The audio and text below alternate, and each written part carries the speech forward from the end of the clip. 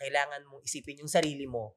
Na pag ikaw din naman ang bumigay, kahit sabihin mo na para sa kanila lahat ng ginagawa mo, damay sila doon sa pagbagsak mo. So, kailangan talaga importante. At yung pag-breakdown, normal po yan sa mga nanonood. Ngayon ko lang din po na justify na normal siya. Kasi minsan kahit yung mga simpleng ang saya-saya nyo lang, biglang may, parang may switch sa'yo na, ay, parang na ano siya, napindot yung ano Pero niya. alam mo, no, kahit na gaano kadaming breakdowns and struggles yung ma-experience natin, no, as adults, breadwinners, and as parents, no, hindi natin po pwedeng kalimutan yung pagpaplano for the future. Especially for us, and we have kids pa, no, Mami Shara. I wanted to know if na-consider niyo ba or meron na ba kayong time deposits? Kasi you mentioned na savings, good tayo. But when it comes to time deposits, meron na ba kayo nito na nasimulan? Ayan, good thing na tanong mo yun kasi yun yung gusto kong malaman din. Kasi karamihan din, maraming hindi nakakaalam kung ano ba ang pinagkaiba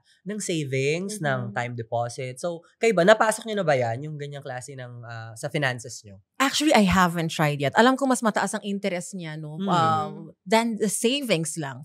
Pero hindi pa. What I have right now is the insurance plans for the family. Yeah, for my husband and I, and for the kids.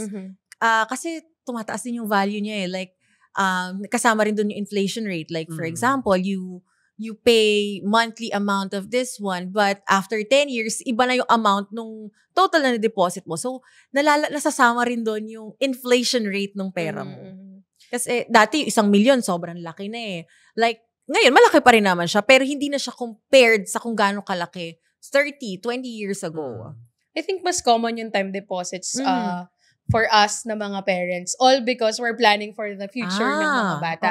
I feel na yung mga Gen Zs or yung mga nag-start pa lang sa career nila or sa adult life nila, nasa pag-identify pa lang sila in terms of savings, ganyan, insurance, and wala all pa that. kasing long-term planning katulad ng mga parent, diba? Na ito, para to sa tuition fee ng anak ko, parang gano'n. So, very important, no, na ma-embrace natin yung chapter ng adulting life natin in relevant to our finances or yung needs natin. Again, na-mention nga kanina ni Mommy na yung pinakaiba ng savings sa time deposit, mas malaki talaga yung interest ni time deposit. Kasi ito, mayroon siyang specific time. Kung kailan isa-set mo siya kung kailan mo siya pwedeng i-withdraw or pwedeng, kasi iba talagang years talaga eh. May mga kilala ko na talagang, 10 years from now mo kuha, tapos nakapangalan na kagad sa anak nila. So kahit anong gusto mong kunin yun, hindi mo siya magawa. Unlike sa savings, sa anytime, pwede mong kunin. Which is good, bagay sa'yo, para di mo Oo, yun nga yung naisip ko. Siyempre, parang pag nilalanan na akong store, biglang, deserve mo yan. Ayun na naman tayo sa naka-time deposit na yun. Wala bawal na yung time deposit. 10 years from now pa mailalabas. Paano naman yun?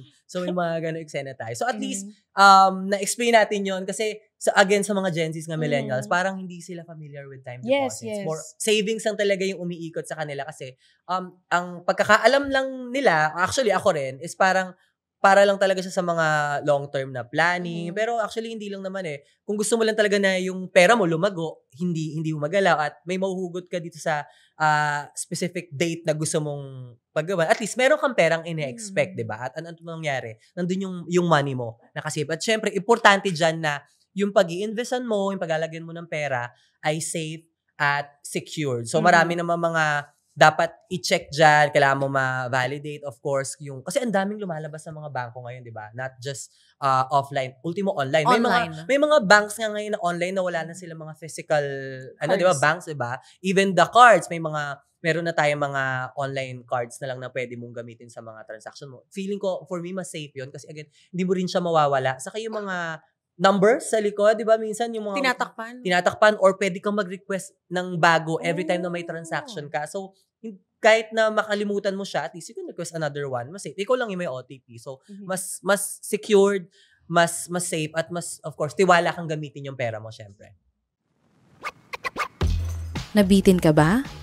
Para sa iba pang praktikal at diskarte finance tips, follow and subscribe sa Para-Paraan with Salmon on YouTube, Spotify, and other socials.